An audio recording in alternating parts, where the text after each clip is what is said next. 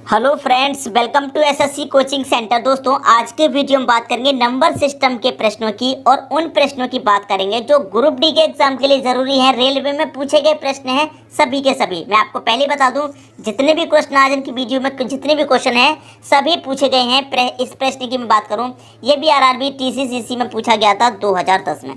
तो सभी पूछे गए प्रश्न हैं, अच्छे से ध्यान से समझिएगा। पहला प्रश्न की बात करें, राजीव को अंग्रेजी में अंकगणित में मिले अंकों के 1/3 अंक मिले यदि, ठीक है, बात को समझिएगा, यदि उसे दोनों विषयों में कुल 128 अंक मिले हों तो उसे अंकगणित में कितने अंक मिले। प्रश्न बहुत बढ़िया। देखिए, राजीव को इंग्लिश में किससे, अंकगणित से। इंग्लिश में और अंकगणित में दो सब्जेक्ट दिए गए हैं, इंग्लिश और अंकगणित। कह रहा है मिले अंकों के 1/3 अंक मिले। कितने? 1/3। 1/3। देखिए, बटे का मतलब क्या होता है? अनुपात भी होता है। तो 1/3 1/3 का मतलब क्या हो गया? 1/3 भी हो गया। भाई, बटे का मतलब अनुपात होता है। 1/3 को हम कैसे लिखते हैं? 1/3। और बटे का मतलब अनुपात भी होता है, तो 1/3 हो गया। तो ये हो गया 1/3। अनुपात में इंग्लिश में 1 और अंकगणित में 3।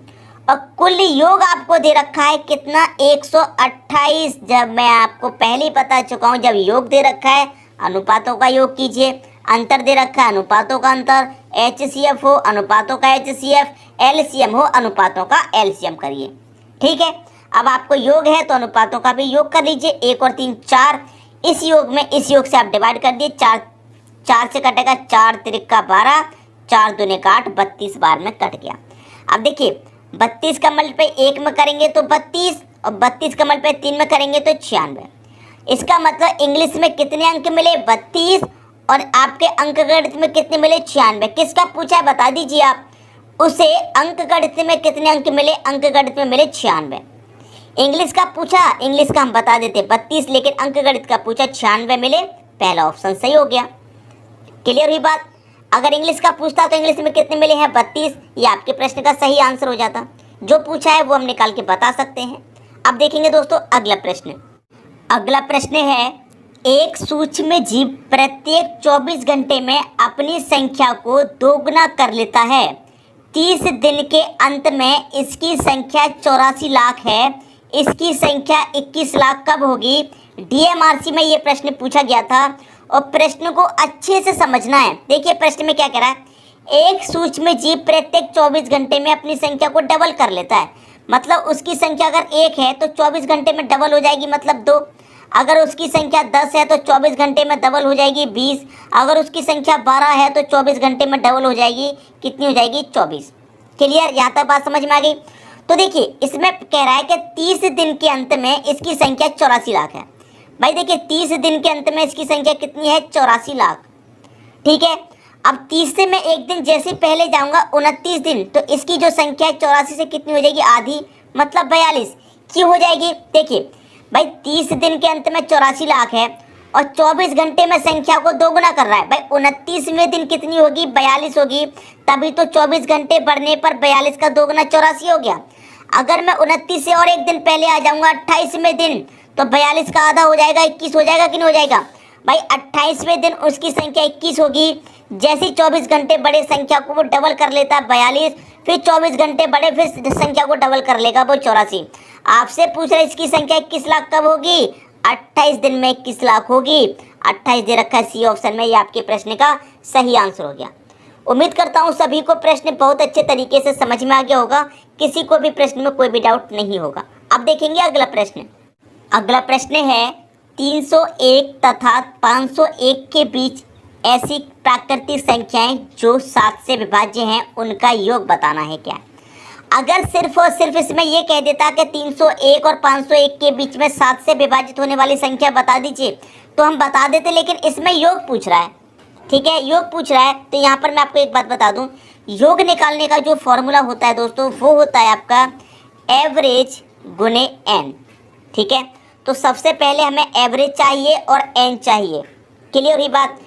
एवरेज चाहिए तो एवरेज निकालने का दोस्तों फॉर्मूला होता है, मैं आपको यहाँ बता दूँ। एवरेज निकालने का first plus last divided by 2, ये एवरेज निकालने का आपका फॉर्मूला होता है। तो एवरेज निकल आएगा इससे, फिर निकालना है हमको एन। तो जब एन निकालेंगे तो एन निकालने का भी दोस्तों यहाँ पर मैं आपको फॉर्मूला बता रहा हूँ, याद रखिएगा अच्छे से। एन निकालने का भी फॉर्मूला है, एन निकालने का जो फॉर्मूला है उसे ध्यान से देखिए। लास्ट आ जाएगा पहले, माइनस हो जाएगा उसमें से फर्स्ट, और डिवाइड कर देंगे डिफरेंस से, डिफरेंस से डिवाइड करेंगे। क्लियर, याद रखना डिफरेंस से जब एन निकालना है। ठीक है, तो सबसे पहले तो हम एवरेज निकाल लेते हैं। एवरेज कैसे निकालेंगे, फर्स्ट हमारा कितना है, फर्स्ट वाली संख्या 301 है, मैं यहाँ 301 रख दूंगा, प्लस लास्ट वाली कितनी है 501 है, तो मैं यहाँ पर क्या करूँगा 501 रखूँगा, बिल्कुल भी नहीं रखूँगा, गलत हो जाएगा। सवाल को ध्यान से देखिए, इसलिए तो कहता हूँ मैं। देखिए 301 में अगर मैं 7 से डिवाइड करूँगा तो पूरा पूरा कट रहा है, 7 चौक के 28, 2 बचेगा 21, 7 तिरिक का 21, पूरा पूरा कट गया। अगर मेरा 501 भी कटेगा तब तो लूँगा मैं इसको, नहीं कटेगा तो नहीं लूँगा। क्लियर हुई बात। तो 7 से कटाऊँगा, 7 7 सत्ते 49, 49 तक कटेगा, 1 बचेगा 11, 11 नहीं कट रहा, तो मैं इसको क्यों लेने वाला भाई। हमें तो ऐसी संख्या लेनी है जो 7 से विभाज्य है। तो 501 से पहले 7 से विभाज्य होने वाली संख्या कौन सी है, हमको वो लेनी है। तो कौन सी संख्या है दोस्तों, 501 से पहले 497, मैं यहाँ पर 497 लूँगा। ठीक है, अंत की संख्या हमारी कौन सी हो जाएगी, जो 7 से विभाज्य होगी वो 497। तो लास्ट वाली संख्या हमारी 497 हो गई, जो 7 से डिवाइड होगी, डिवाइडेड बाई कितना 2। अब देखिए 301 और 497 को जब मैं जोड़ूंगा तो कितना हो जाएगा, ये हो जाएगा, इधर लिख देते हैं 700, ये हो जाएगा दोनों को जोड़ने पर 798। ठीक है, 798 हो गया। अब मैं इसको 2 से जब डिवाइड करूँगा तो ये कितनी बार में जाएगा, ये जाएगा 399 में। तो एवरेज मेरा निकल के आ गया 399, एवरेज कितना 399। अब मुझे एन और निकाल लेना है, एन निकालूंगा। लास्ट वाली संख्या दोस्तों हमारी कितनी थी, 497, 497 माइनस कर दूंगा फर्स्ट, फर्स्ट कितनी है हमारी 301 है, 301 डिवाइड करूंगा डिफरेंस से। डिफरेंस कितने का है भाई, देखिए 7 से डिवाइड करेंगे तो 7 से कौन सी संख्या कटेगी, जो 7 के मल्टीपल में होगी, जैसे 7 14 21, तो डिफरेंस इसमें कितना रहेगा, 7 14 में 7 का डिफरेंस और 14 21 में 7 का डिफरेंस। जितने का मल्टीपल है उतने का डिफरेंस। 7 की जगह अगर 8 दे देता तो 8 का डिफरेंस रहता, 10 दे देता 10 का डिफरेंस, 15 दे देता 15 का डिफरेंस। तो डिफरेंस से डिवाइड करना है, डिफरेंस इसमें कितना रहेगा 7 का। क्लियर हुई दोस्तों बात। अब देखिए 497 में से 301 को आप जब घटा देंगे तो कितना हो जाएगा 196, और 196 में आप क्या करेंगे 7 से डिवाइड देंगे तो कितनी बार जाएगा ये, इसमें जब 7 से डिवाइड देंगे जाएगा 7 दूने का 14, भाई 19 में से 14 तक कट गया, 5 बचेगा 56, 7 8 56, 28 बार में कट गया। ठीक है, 28 बार में कट गया। अब देखिए यहाँ पर 2 है, एक बात मिस हो गई है फॉर्मूले में, जो एन निकालने का फॉर्मूला होता है उसमें होता है +1 लास्ट में। तो यहाँ भी हम क्या करेंगे +1 करेंगे लास्ट में। तो 28 में भी मैं क्या करूँगा +1 करूँगा, तो ये कितना हो जाएगा, ये आपका 29 हो जाएगा। फॉर्मूले को याद रखना, +1 होता है दोस्तों यहाँ पर एन जब निकालते हैं last minus first divided by difference +1। तो ये +1 यहाँ पर साथ में चल रहा है, तो 28 में +1 हो जाएगा तो 29, एन हो गया 29। दोनों का अब आप मल्टीप्लाई करेंगे तब आपका योग निकल के आ जाएगा। अब मल्टीप्लाई कैसे करेंगे, देखिए ये तो हमारा 399 है। अब देखिए 29 को आप क्या लिख सकती हैं, 30 - 1 लिख सकते हैं 29 को, बिल्कुल लिख सकते हैं आप। अब देखिए मैं क्या करूँगा कि 30 का मल्टीप्लाई इसमें कर दूंगा तो ये 0 लास्ट में आ जाएगा। 3 निम 27 का 7 कैरी का 2, 3 निम में 27 कैरी का 2, 29 कैरी का 2, 3 त्रिक का 9 और कैरी का 2 कितना 11। ठीक है, अब 399 का मल्टीप्लाई हमारा इसमें हो गया, 399 का मल्टीप्लाई हम इसमें भी करेंगे, तो 399 मल्टीप्लाई 1 में करेंगे तो 399 ही रहेगा। अब 10 में से 9 जाएगा, 1 आ जाएगा, यहाँ कितना बचेगा 6, 6 में से 9 नहीं जाएगा 16, 16 में से 9 जाएगा कितना 7, 8 बचा, 8 में से 3 जाएगा 5 और ये 11, 11 5 71 किस ऑप्शन में है, वही आंसर 11 5 71 डी ऑप्शन में है, डी आंसर। उम्मीद करूँगा कि ये प्रश्न आपको अच्छी समझ में आ गया होगा और ये प्रश्न जानना आपके लिए बहुत ज़रूरी था, क्योंकि मुझे मालूम है आप एवरेज निकाल सकते थे लेकिन योग नहीं निकाल सकते थे। बहुत कम बच्चे ऐसे होंगे जो इसका योग निकाल सकते थे, तो अब तो आप निकाल पाएंगे। लेकिन मैं आपसे एक बात और कहूँगा कि दोस्तों प्रैक्टिस करना बंद मत करना, कभी भी प्रैक्टिस करते रहना इन प्रश्नों की। ठीक है, अब देखेंगे अगला प्रश्न। अगला प्रश्न है भैंसों तथा बत्तखों के एक समूह में सिरों की संख्या के दोगुने से 24 अधिक पैर हैं। भैंसों की संख्या समूह में कितनी है? ये प्रश्न 2 बार एग्जाम में पूछा गया है। अब देखिए कैसे करेंगे इस प्रश्न को। आपके पास ना तो भैंसों की संख्या है, ना ही बत्तखों की संख्या है, और ना ही सिरों की संख्या, कुछ भी नहीं है आपके पास। तो नहीं है आपके पास, तो क्या करेंगे, जो आपके पास भैंस हैं, ठीक है, जो आपके पास भैंस हैं, भैंस को आप क्या मान लीजिए x। जो बत्तख हैं, बत्तख को आप मान लीजिए दोस्तों, बत्तख को आप मान लेंगे y। और सिरों की संख्या भी आपके पास नहीं है, तो सिर की संख्या को आप क्या मान लेंगे, z। अब प्रश्न की कंडीशन को तरीके से समझिए, आंसर आएगा। देखिए, भैंसों तथा बत्तखों के एक समूह में सिरों की संख्या के दोगुने पैर हैं। भाई जितनी भी सिरों की संख्या होगी उसके दोगुने पैर होंगे। तो सिरों की संख्या कितनी है, z, तो z का 2 गुना कर दीजिए आप। क्लियर हुई बात यहाँ तक? तो यहाँ तक तो किसी को कोई दिक्कत नहीं होगी। अगर होगी तो आप मुझे ज़रूर बताइएगा। क्लियर? सिर कितने हो जाएंगे, 2z हो जाएंगे यहाँ पर। इतनी बात क्लियर हुई।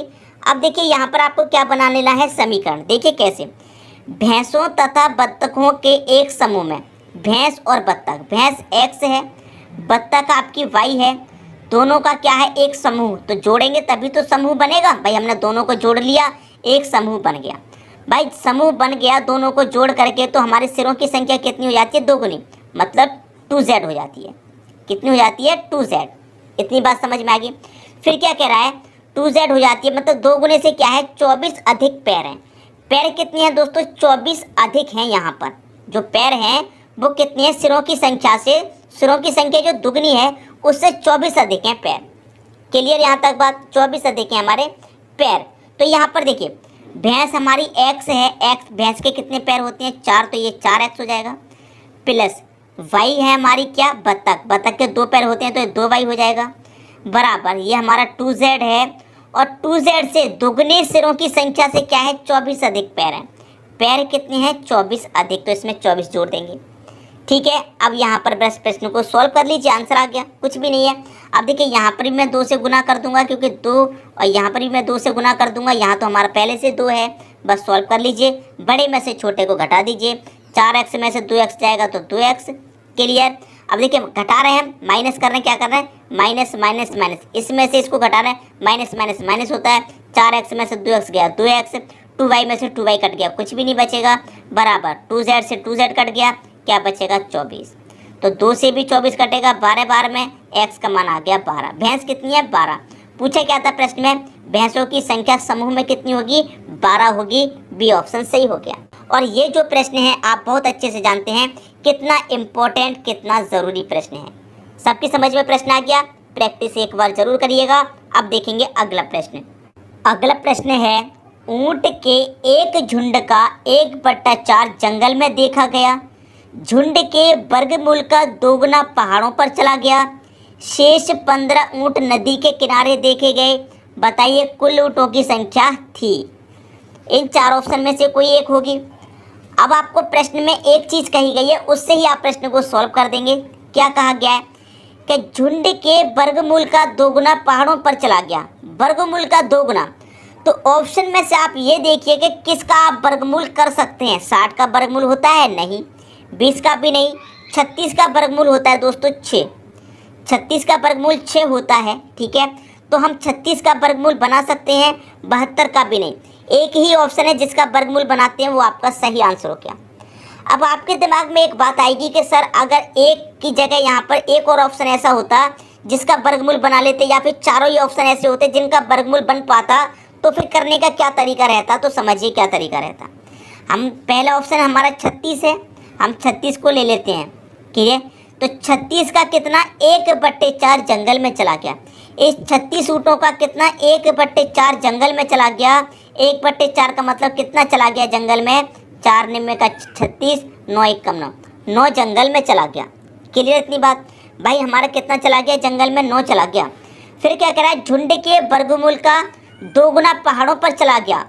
तो झुंड का हम क्या करेंगे, वर्गमूल। झुंड कितने का लिया है हमने, 36 का, और झुंड का वर्गमूल करेंगे 6, और वर्गमूल का कितना, 2 गुना। तो 6 का कितना, 2 गुना कहाँ चला गया, पहाड़ों पर। 6 का 2 गुना मतलब 12 चला गए पहाड़ों पर। भाई 12 पहाड़ों पर चले गए। 12 पहाड़ों पर चले गए तो 15 ऊँट नदी के किनारे देखे गए। पहले इनको जोड़िए, 9 तो चले गए हमारे जंगल में, 12 चले गए पहाड़ों पर, 9 और 12 कितना, 21 चले गए। ठीक है, और 15 कहाँ चले गए, नदी के किनारे। 21 में आप 15 भी जोड़िए जो नदी किनारे चले गए हैं। नदी किनारे चले गए तो कुल ऊँटों की संख्या कितनी थी भाई, 9 चले गए जंगल में, 12 चले गए आपके कहाँ पर, पहाड़ों पर, और 15 शेष जो नदी के किनारे चले गए। सबको जोड़ेंगे 21 15 36 ही तो हो जाएगा। तो हमारा 36 ही तो आंसर हमने पहले ही कर दिया। अगर कोई और ऑप्शन होता तो तरीका यही रहता चेक करने का प्रश्न को। सबकी समझ में बात आ गई। अब देखेंगे अगला प्रश्न। अगला प्रश्न है, एक पेड़ प्रति वर्ष अपनी ऊंचाई का 1/8 बढ़ता है। यदि आज उसकी ऊंचाई 64 सेंटीमीटर हो तो 2 वर्ष पश्चात पेड़ की लंबाई क्या होगी। ठीक है, देखिए अपनी ऊंचाई का 1/8 बढ़ता है। कितना, 1/8, मतलब 8 उसकी ऊंचाई है तो कितना बढ़ जाता है, 1। तो 8 में 1 बढ़ जाएगा तो कितना हो जाएगा, 9/8। याद रखिएगा, जब बढ़ता है तो जोड़ के लिखते हैं, और जब घटने की बात कह देता है यहाँ पर तो हम क्या करते, घटा के लिख देते, 8 में से 1 7/8 लिख देते। लेकिन बढ़ने की क्या बात करेगा तो 8 और 1 9/8 लिखेंगे। समझ में आई बात। तो ऊंचाई उसकी कितनी है, ऊंचाई दे रखी है 64 सेंटीमीटर। बढ़ता कितना है आपका, 9/8 बढ़ता है। अब ये 2 वर्ष की बात कही है तो इसी को हम 2 बार बढ़ा देंगे, 9/8। 3 वर्ष की बात कह देता तो 3 बार बढ़ा देते, 4 वर्ष की बात कह देता 4 बार, अगर 1 वर्ष की बात कहता तो सिर्फ 1 बार ही लिखने देते। अब 8 का मल्टीप्लाई 64, 64 से कट गया 64, 9 निमे का कितना, 81। तो पेड़ की लंबाई कितनी है, 81 सेंटीमीटर, जो कि डी ऑप्शन में आपको दे रखा है। उम्मीद करता हूँ सभी को प्रश्न बहुत अच्छे तरीके से समझ में आ गया होगा। किसी को भी प्रश्न में कोई भी समस्या या कोई भी डाउट नहीं होगा। ठीक है दोस्तों, वीडियो कैसा लगा कमेंट बॉक्स में ज़रूर बताइएगा। वीडियो देखने के लिए दोस्तों आपका बहुत बहुत धन्यवाद।